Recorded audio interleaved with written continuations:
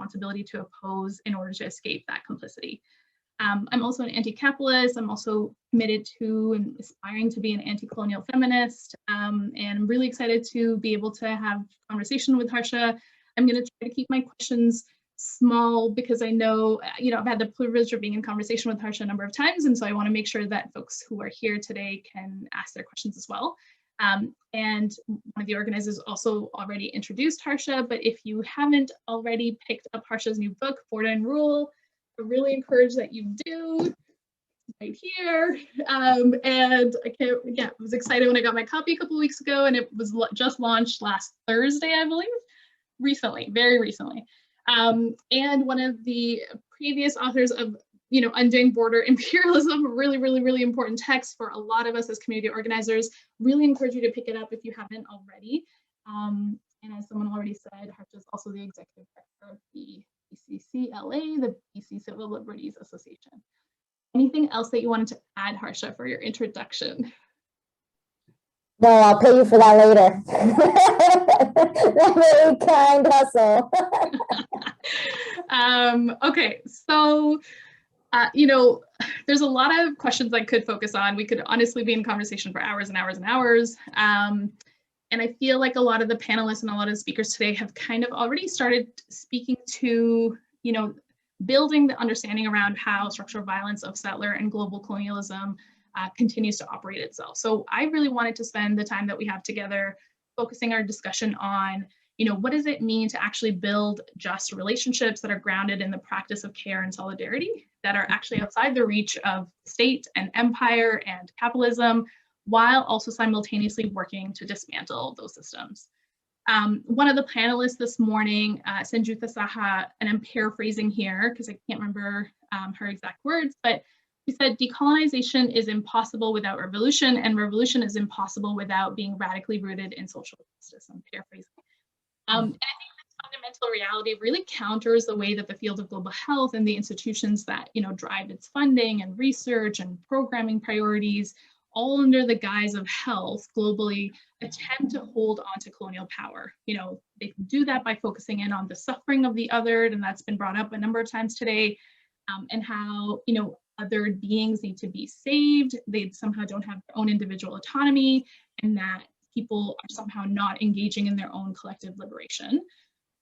So I wanted to ask, going back to what Sanjutha Saha really reminded us today, and what many of the other panelists reminded us today, is that it's been movements for Indigenous sovereignty and land defense and other large-scale movements for social and environmental justice that have really led the force around truly building health for all at a global scale and at a local scale. So a small question, what are some of the most inspiring anti-colonial movements and struggles for Indigenous sovereignty that you've had the chance to learn about, Harsha, and what are some of the major lessons that you kind of carry with you from those movements towards decolonization that inform your current praxis? Sure. Thank you. Thank you all. Thank you all to all the organizers, everyone involved in hosting and organizing this conference. Thank you for your time and your labor and care, and everyone who's presented, everyone who's participating, and of course to Sister Nanky for being part of this conversation. It's such an honor to be in conversation with you as always. I'm on the lands of the Musqueam, Tsleil-Waututh, and Squamish people, so I'm speaking from different lands and different territories, and similarly affirm the laws and jurisdiction of the lands and the territories and the nations that I'm on here today. And in terms of, there's more that I'll say, but I think it'll come out in conversation. Thank you for that starting huge question. And I guess I'll preface it by saying, so you're asking specifically about Indigenous sovereigntist movements that inspire me. But I will say just this little piece, and I'm sure we'll circle back to it, but I'm so heartened that the conversation around international health and global health is being deconstructed, because of course it carries with it, as you said, Nanky, such a strong colonial imperialist lens to it. The idea that health is, charity that we do, that kind of savior, the savior mentality of healthcare, added on to the savior of empire, right? So the idea that Western medicine will resolve the issues of health in the so-called third world. And of course, even understanding as, just movement leaders and scholars like Edward Said and Walter Rodney and so many others have taught us, is the global south is not a geographic space, right? It is a political construction. The global south only exists because of a result of power dynamics. There is nothing natural about the state of the global south. And similarly, there is nothing natural or inherent to the indicators of Indigenous health, of which we know so many, right? All of the inequities of Indigenous health and life expectancy and more. There's nothing natural or inherent or innate about that. It's a construction, and as a result, it's an active result of social power of many kinds. But folks have already covered that, so I'll move to some of the most inspiring movements for me in terms of anti-colonial struggle. And, as you asked that question, it occurred to me that actually they're intimately connected to health. And so I'll only mention two, because I could, speak for a long time, as I'm sure many of us could, about many inspiring movements on these lands. The first that I'll talk about is the Wet'suwet'en land defense. So I'll say, people may have heard, it's been in the news a lot in the past 2 years, and that's the struggle of the Wet'suwet'en Nation, led by matriarchs and hereditary elders, who have been stopping many, many pipeline developments on their sovereign unceded territory in interior northern of BC, this province where I am. And the last 2 years they've been in the news a lot because people may have seen the images of the militarized raids, police in full militarized gear, raiding the checkpoints and the campsites where Indigenous land defenders were holding their ground against various pipeline developments, including fracked gas. And so, that has been an incredibly inspiring land defense struggle for me. And, understanding that this moment is not about this one moment, it's in a long history of Indigenous land defense, including specifically in the Wet'suwet'en Nation. The Wet'suwet'en Nation was one of the plaintiffs in a very well-known Supreme Court of Canada case, the Delgamuukw case.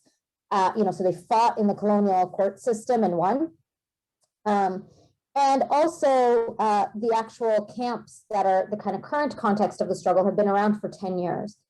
And so it's inspiring for a lot of reasons, but one thing that I would highlight about the Wet'suwet'en struggle is that one of the structures that they've built, and one of the key kind of reasons for them resisting pipelines, is the health of their nation and their community. And so it is very much rooted in, how the health of the waters and the land is directly related to the health of the nation, because it's the waters that they drink, it's the foods that they harvest, it's the game that they hunt. Like, everything about protecting the land is intimately connected to the health of the nation, right? That there is no separation between the health of the land and the health of the nation. And also, one of the physical sites that has been built out to protect the territory is the Unistoten Healing Center. And the Unistoten Healing Center relies on Indigenous traditional, we can come back to that. It's, that word is contested for many reasons, right? But Indigenous medicines to ensure that particularly members of their nation who need healing from substance use, if they're looking to recover from substance use, or to address alcohol use and or mental health, PTSD, all of the intergenerational trauma of residential schools, all of that wellness is now being directed through an Indigenous-run healing center that very much relies on anti-colonial principles of healing that are holistic, that is reliant and intimately interconnected with the relationship to land. And very much relies on that idea of kinship, right? That we can't just, diagnose people in the Western colonial system without addressing, of course, the social determinants of health, right? And going deeper than that. So addressing connection to the land, addressing kinship, addressing culture, all of that. So that's one. The other that I'll say a little, and I'll be quick because I see a lot of chats popping up, which I assume might be questions. Is the 30-year and again also longer history of the Women's Memorial March. And so here in the downtown east side of Vancouver, but of course across these lands, Indigenous women and girls and Two-Spirit people have been fighting against gendered colonial violence and its specific manifestation in the epidemic of missing and murdered Indigenous women and girls and trans and two-spirit people. And, I've been involved in the March Committee for several decades, and I find it to be so incredibly, just deeply inspiring and moving, because it is addressing some of the most hideous forms of violence. And I know that we're speaking just, a day or two after the conviction in the murder of Cindy Gladue. And, that is weighing heavily on many people's minds. And really looking at the ways in which gendered colonial violence, is a result of so many overlapping crises, right? Of land loss, of child apprehension, of forced poverty, right? Like in the same way that the health indicators of Indigenous peoples is not natural, poverty is also not just something innate to Indigenous people. When we see these statistics thrown around about Indigenous poverty, it's a result of landlessness. It's a result of forced homelessness and forced impoverishment in many, many policies. And so the resistance to gendered colonial violence and the deep honoring and respect of Indigenous bodily sovereignty as a form of health and well-being, right? That protecting the body and the protecting bodily sovereignty as so central to our health and well-being, our physical, mental, and spiritual well-being is something that inspires me. And, again, we're just 1 week out of the annual Women's Memorial March that takes place on February 14th. And so those are two that I'll say. And like I said, again, it's not lost on me that they're so connected to health. Thank you. Thank you for that. And I'm going to quickly check out the chat because I know I have questions for you, but I also recognize that people are going to have lots of questions. Okay, really quickly looking. Okay, I think it's too long for me to read right now. So I'm going to just ask you my question, read it, frame it for you, and then we'll go from there.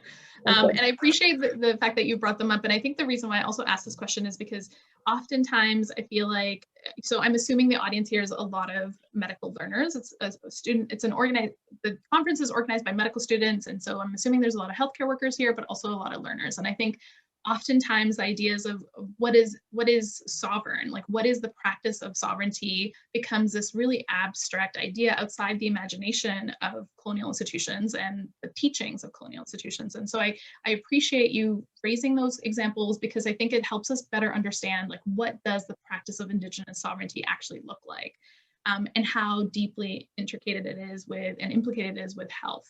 I wanted to ask, a lot of us here today are deeply implicated and practicing within institutions, and particularly medicine that's rooted in colonialism, right? Like medicine has in hand led the expansion and, created the enforced terra nullius that we understand that led to the expropriation of Indigenous lands, right? Physicians, it was early settler physicians that could detain Indigenous people into so-called Indian hospitals to clear the way. And so, speaking from that understanding, that rootedness on just how deeply colonial our institution is, what does the practice of accountability look like? And what are your thoughts on that? Yeah, thank you for that, Nanky. And it's, again, we keep returning to how embedded health is. And I think that's always so important to stress because sometimes it can become, and I've seen this lately, and so, I don't know if I'm projecting here from the West Coast, but I've seen this a lot lately where, especially in light of the post Idle No More moment, and by post Idle No More, I mean that specific time, this era of reconciliation that we're in, and of course the very strong reckoning around anti-Black and anti-Indigenous racism that has been brought to the fore in the past year. There's become this kind of response where it's like, well, everything is colonialism. So of course, healthcare is colonial, but so is everything, right? So it becomes everything is embedded and enmeshed. And so I think it is always so important. And thank you for talking about the specific ways in which the healthcare system is embedded, right? It's not just like everything is colonial. I think it is so important to pinpoint the specific ways in which the healthcare system has been implicated. And as you pointed out, and we know this from residential schools to sterilization, to eugenics, to current drug policy. Here in BC, I'm sure the healthcare community is alive to the In Plain Sight report that was just came forward in BC, which looks specifically, and it's not unique to BC, it's just that BC did it, that looks at anti-Indigenous racism in the healthcare system, right? So there, for people who haven't read it, I would strongly encourage looking at that. And gets to the specificity of accountability, because that report really gets into recommendations around the healthcare system. The other thing that has always stood out to me in the past few years about the National Inquiry Report, and by National Inquiry Report, I mean the National Inquiry Report and the calls to action into missing and murdered Indigenous women and girls. One of the key pillars that National Inquiry Report highlights is the healthcare system. And that is so stark, right? Because there are it's omnipresent. Colonialism is omnipresent. But for the National Inquiry Report to pinpoint healthcare as one of the central ways in which Indigenous women and girls and Two-Spirit people are experiencing violence is not small. I think that is so significant. And, I had the huge honor of co-authoring Red Women Rising, which is another resource I would point people to. And really those three, there's so many more. But really pinpoint the centrality of the healthcare system. And it stands out, right? Because in the global, and here we can turn to the global health piece. In the kind of global arena, Canada's universal healthcare, which we know it isn't, but in that kind of general way, is praised all around the world. And yet you have the stark contrast where it is actually seen as a central pillar of violence when it comes to Indigenous people's experiences, not limited to, but including and especially Indigenous people's experiences. So, in light of that, into your question around what accountability might look like in the healthcare system, I raised those because, of course, the first thing is I think that learning, and the learning that is specific to the healthcare system. I think it is important to be reading and understanding all kinds of ways in which colonialism is supported, but really to really zone in and hone in on the ways in which the healthcare system is implicated, and to read Indigenous people's experiences of that through these reports. The other piece is that, I think there's truly so many practical day-to-day decisions that we all make. And I can't speak to, what the day-to-day experience looks like for a healthcare worker.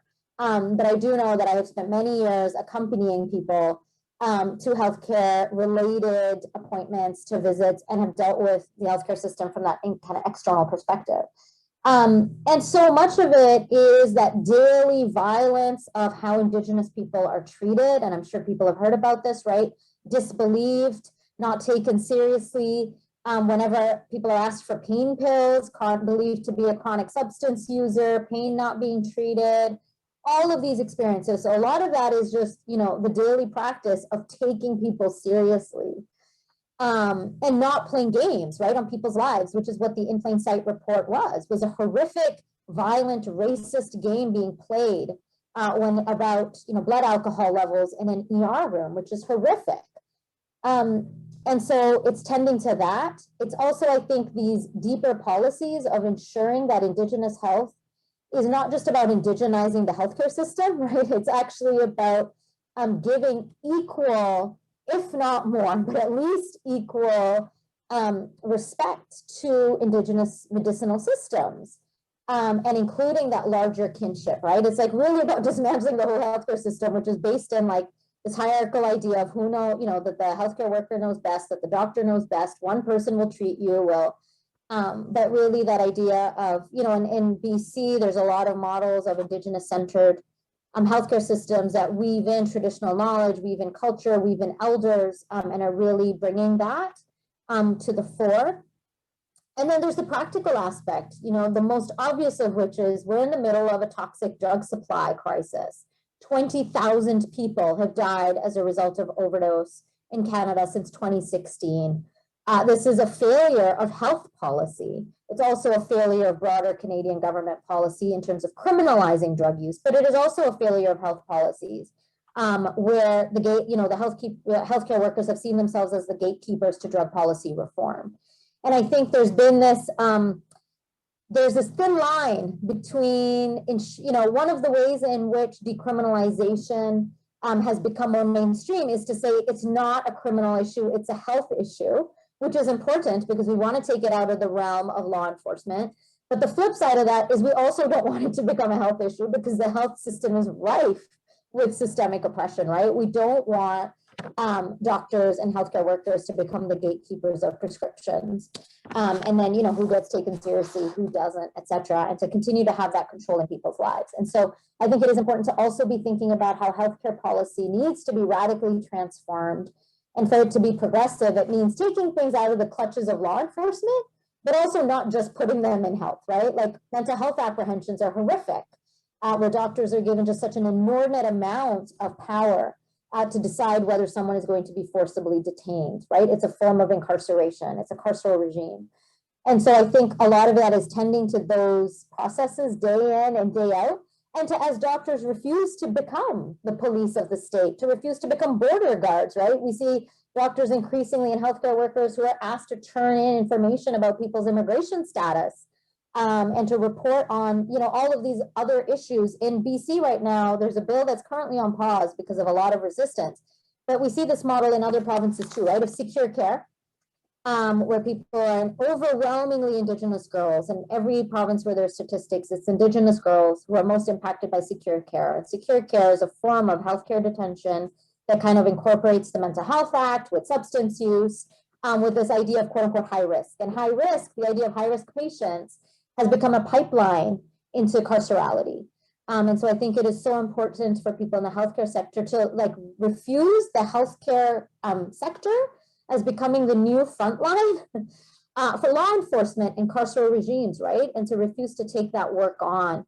And so those are, I think, some of the specific accountabilities. And, in the very, very practical, write people their prescriptions, write people the notes that they need, give them their sick notes if they have a crappy employer who requires a sick note. Don't ask questions of why people are needing to take a sick day, right? Just write that note, save yourself time.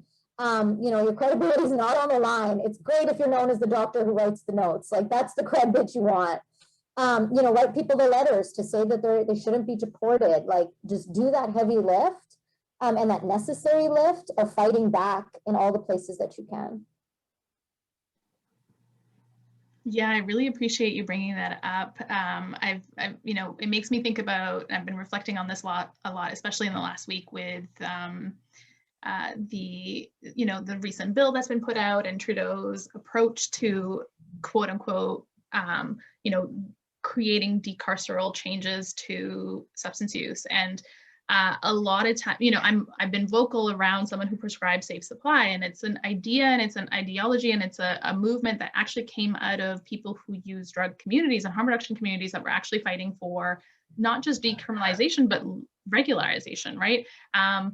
And what's happened now is fascinating that the Trudeau government is using the pilot safe supply programs that they have funded to say, well, we are doing it. We're actually, giving the funding over to the healthcare providers, including myself and the institution that I'm part of.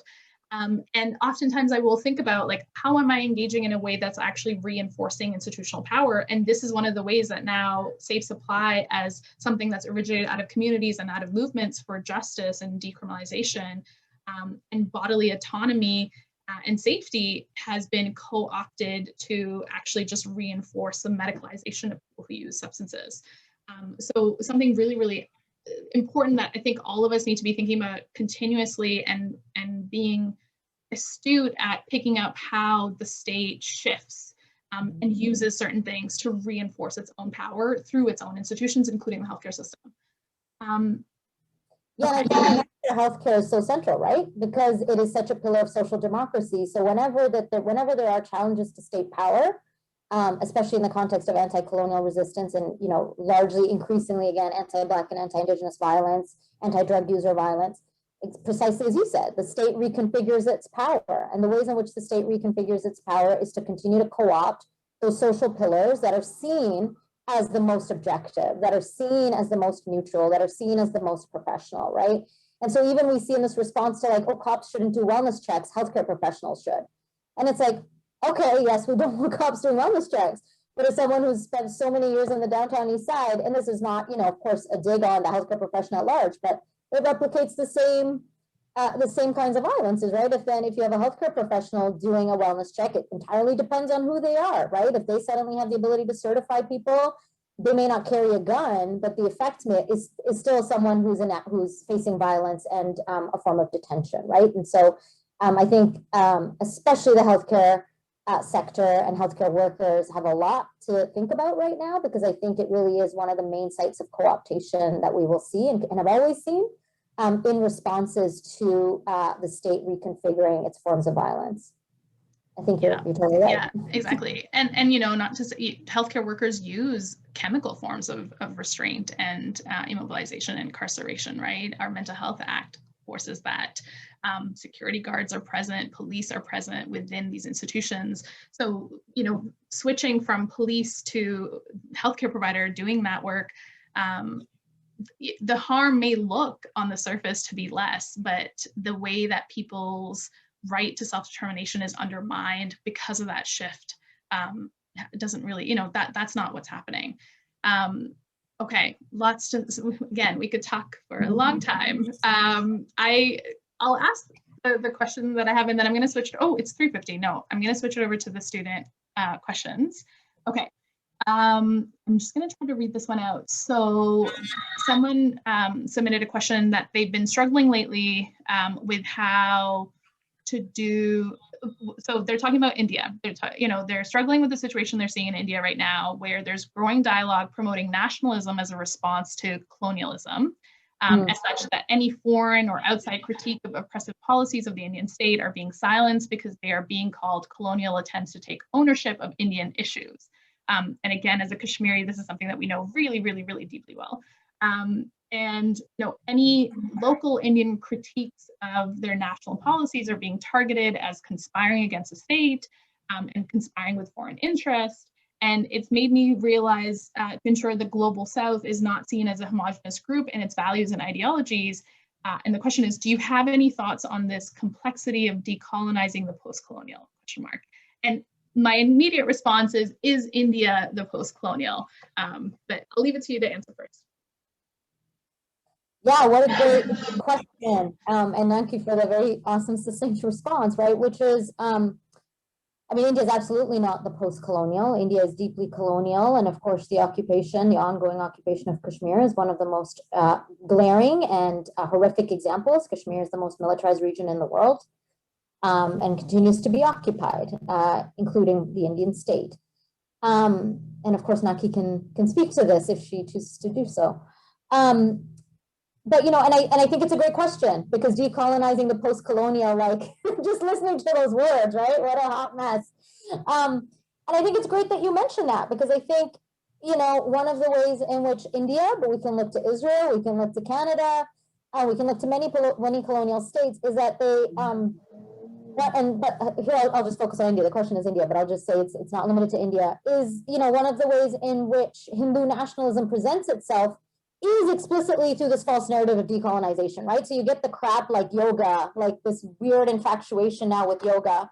And I'll just go on a 20-second rant, which is like, I am so not interested in decolonizing yoga, right? So in the West, we have these narratives of like, oh, to be an anti-racist yoga practitioner or an anti-racist yoga learner, people need to go back to the authentic roots of yoga. And only South Asians should be doing yoga. And it's like, but yoga is a deeply casteist practice. It's a practice that's rooted in Hindutva. So decolonizing yoga is an oxymoron. And it's this kind of weird self-orientalizing, like I'm oppressed because other people are doing yoga. It's like, no, man, you're not oppressed because other people are doing yoga. Like you can't, that metaphor doesn't extend. It extends to cultural appropriation is real. Cultural appropriation of yoga, in my opinion, is not real. That's a rant. I'm happy to take that on later. But, you know, and I think it is important because the Indian state is a colonial state, and the way in which it vexes its power is explicitly to break internationalist solidarity by saying any interference in the matters of India is imperial intervention, right? Exactly as you said. So any kind of intervention, which is not imperial intervention, it's an expression of internationalist solidarity, is seen or deliberately contrived as colonial. And that is why I think it is so important to tend to the dynamics of the so-called global South through the lens of power rather than simply geography, right? And tending to the dynamics of power makes clear which side we stand on, right? And which is why it is so important for people to stand in solidarity with Kashmir, to stand in solidarity right now with the farmers' protest, which is the context in which I think this question arises. Because, all kind of, Rihanna tweeting, it seems like some imperialist intervention. It's not. And I think that is precisely why power is the lens through which we express our solidarity. Power is the lens through which we enact our internationalist vision. And I think the way that we trouble the claims of nations, of governments, is to recognize that they are governments, right? The global South, if it is anything, is a place of lots of different people, and we can't simply homogenize it by being like, oh, this country. Another example that occurs to me actually, and it reminds me of this, is, I don't know if people remember this, if this is too niche, but a year or two ago, the president of the Philippines, Duterte, who's a fascist, who's carrying out a drug war, who is responsible for mass political assassinations, he returned tankers of garbage to Canada, right? Because Canada exports all of its garbage and dumps garbage. And so in Canada, this was seen as this like incredible anti-imperialist move and this environmental move. And movements in the Philippines, so then these environmental organizations put out these memes thanking Duterte, right? Saying like, thank you for returning Canada's garbage to garbage. We need to deal with our own garbage. And it's true, Canada should not export its garbage. But the ways in which Canadians, and particularly white settler Canadians, and just like well-intentioned Canadians, kind of latched on to praising Duterte was like seen as deeply offensive to social movements in the Philippines who are like, this guy is a fascist who's actually backed by Western powers, actually. And so and that's why I really strongly believe in internationalism, right? Like we can't just be like, everything that happens in the global South is, makes us imperialists. We absolutely need to tend to power. We need to tend to what's happening, and we need to do the work of educating ourselves in that way.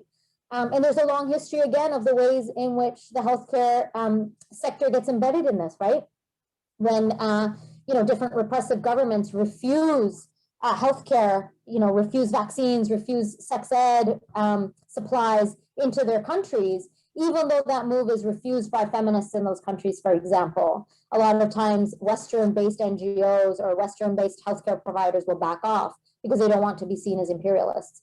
And I think it's a hard question for all social movements, but we have to get clear on where we stand and who we stand alongside. And then that comes back to that question of accountability and relationships, right? It's not an abstract. You're accountable to specific people, to specific communities.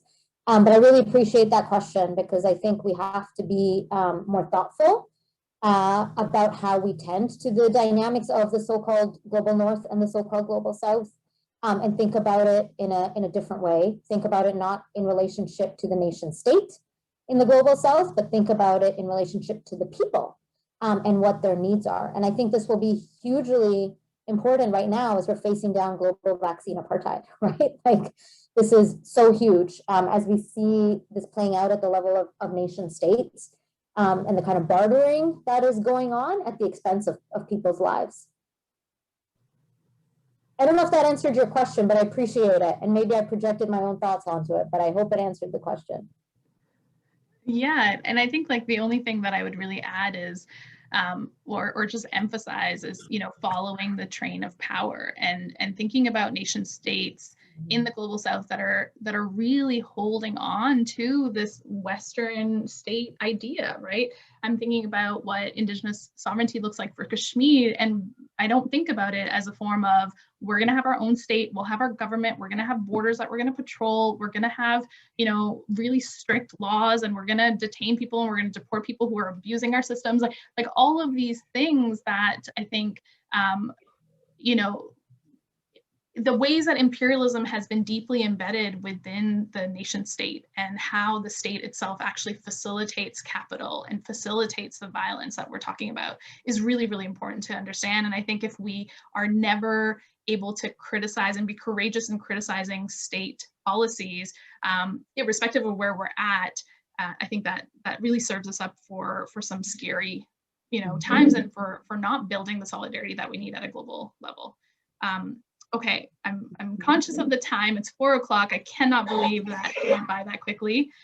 Yes, I know. I'll just call you afterwards. We can keep talking. But yeah, I appreciate it. I don't want to keep people for longer than they had planned to stay. So I don't know if the organizers wanted to say anything or, yeah.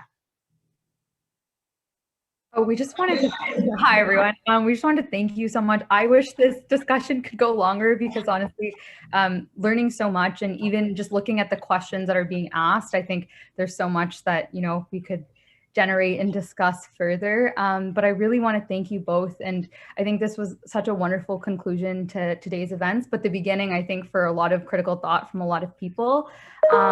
And hopefully we can continue this conversation in our own lives with the people that we interact with, but also talking to people that we may not normally encounter and seeking those voices in literature and in real life.